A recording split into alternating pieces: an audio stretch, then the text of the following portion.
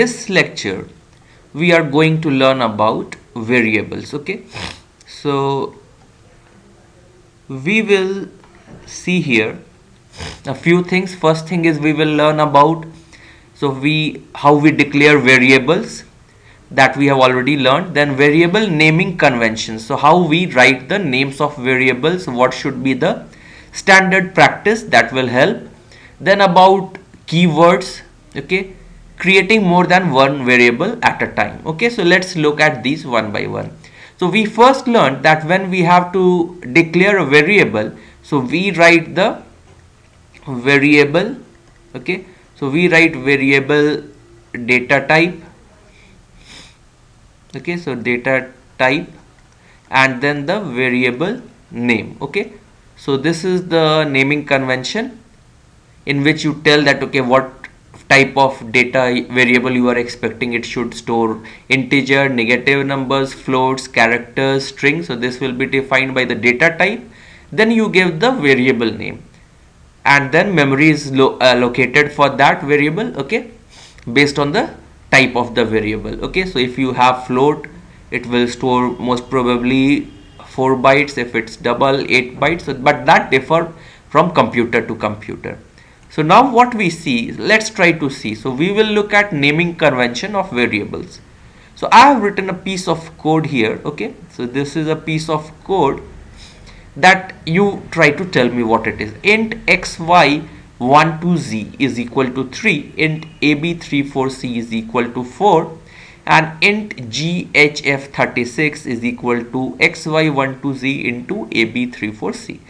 So this looks very cryptic. Okay, the variable names are something that are looking like a cryptography text, which it's very difficult to understand, okay, unless you know the context.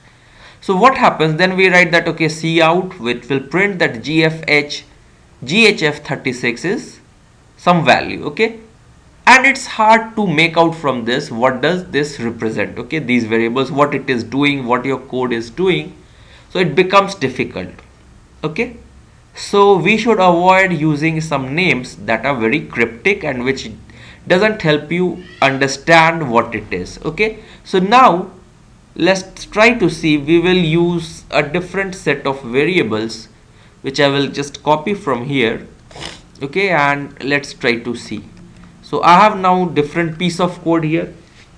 So int my length is 3, int my width is 4, int my area is my length into my width, cout area of the rectangle is my area. So now it becomes much more clearer what we are going to do with this variable my length, my width. Okay, this shows that okay, we are trying to find the area of rectangle. Okay, and this shows the length, this parameter is the width. Okay, so we should follow naming conventions that will help us understand. By reading the code itself, you understand what your variables represent. Okay, so a few things more, that uppercase and lowercase. So your C++ is case sensitive. Okay, so it is case sensitive. So it means that you should have my length. If I write so this one and my length, so they are not the same variable. Okay, they are different because here the L is uppercase, here L is lowercase, so they will be different variables. Okay, so similarly my width, here W is uppercase, but if you write a lowercase w, it will become a different variable. Okay, so this is there one thing to note about the naming convention. Next thing is there is that you should not have. And what is the best practice? So one is that you write, if your variable consists of 2-3 names, so you can separate them by a underscore. So you can write my underscore length. Okay, so this is one way. Okay, another way that we used is my, and then when there is a separate word, you write an uppercase letter to start that separate word. So my length. Okay, so this, both of these are fine and mostly used in the industry. Then what happens is that your Keywords should not be there. Keywords, so like some keywords, if, while, auto, these are some of the words that okay you cannot use because they are keywords that are used in C++.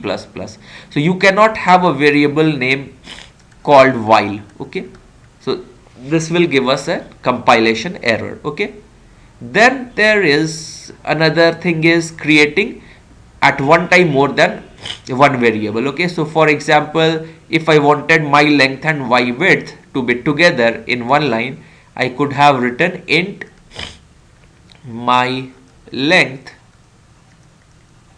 is equal to 3 comma my width is equal to 4, then a semicolon. Okay, so this is fine. So this way you can write in one line itself different variables, but you should note they should be of one type.